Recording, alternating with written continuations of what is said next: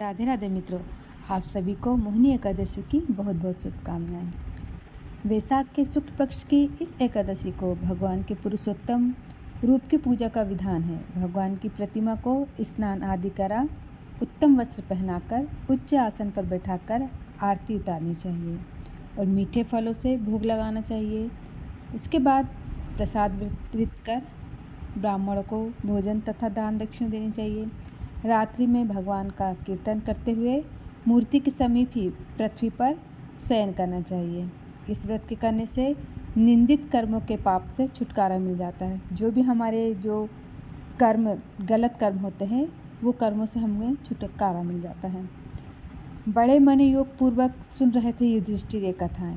अब उन्होंने विनीत भाव से कहा, हे नटवर नागर, वैशाख मास के शुक्ल पक्ष की एकादशी के बारे में भी कथा सहित सब बातें मुझे उसी प्रकार बतलाइए जैसे आपने अब तक बतलाई है। भगवान कृष्ण कहते हैं, हे कुंती पुत्र, जब सीता जी के वनवास के बाद रामचंद्र जी बहुत व्यथित हो गए थे, तब उन्होंने वशिष्ठ जी से पूछा, गुरुदेव मुझे कोई ऐसा व्रत बतलाइए जिससे समस्त दुख, संताप और पाप का क्षय होकर मेरे हृदय को शांति मिले। तो उस समय वशिष्ठ जी ने जो उत्तर दिया वह मैं तुमसे कहता हूँ। महर्षि वशिष्ठ जी ने कहा, हे राम, आपने कोई पाप नहीं किया। आपका तो नाम लेने से ही मनुष्य के सभी रोग शोक मिट जाते हैं। यह प्रश्न आपने लोकहित की भावना से किया है।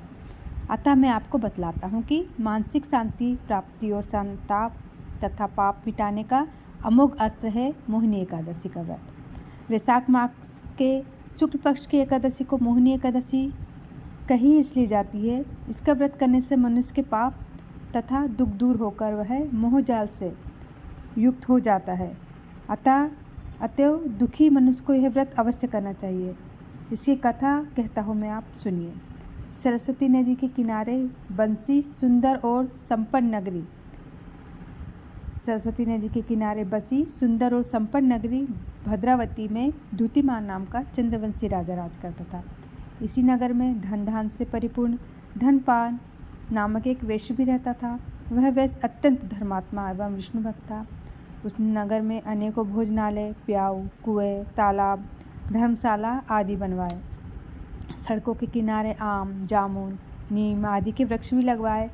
उस वैश्य के सुमना, सद्बुद्धि, मेधावी, सुकृति और धृष्ट बुद्धि नाम के पुत्र थे। 5 पुत्र थे उसके 4 पुत्र तो धर्मात्मा थे, किंतु जो सबसे छोटा पुत्र था धृष्ट बुद्धि महापापी, लंपट और दुराचारी था। वह वेश्याओं और दुराचारी मनुष्यों की संगति में रहकर जुआ खेलता, दूसरों की स्त्रियों के साथ भोग विलास करता तथा मद्यपान का सेवन करता।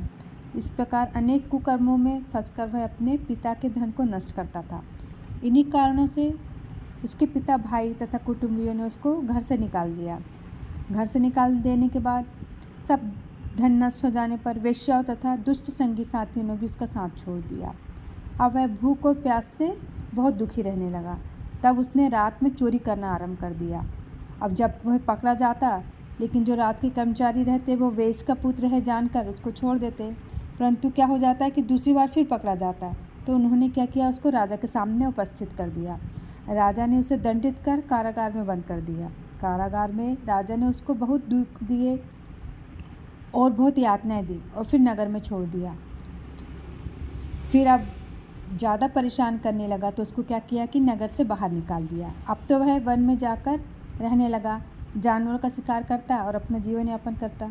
एक दिन भूख प्यास से बहुत व्याकुल होकर शिकार का पीछा करते करते कौंडिन्य ऋषि के आश्रम में जा पहुँचे। उस समय वैशाख मास था और कौंडिन्य ऋषि गंगा स्नान करके आ रहे थे।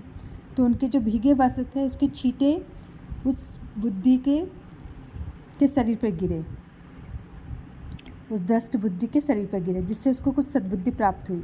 और वह मुनि के सामने हाथ जोड़कर कहने लगा, हे मुनीश्वर, मैंने अपने जीवन में बहुत पाप किए हैं, अतः आप उन पापों से छूटने का कोई साधारण और बिना व्यय का उपाय बतलाइए।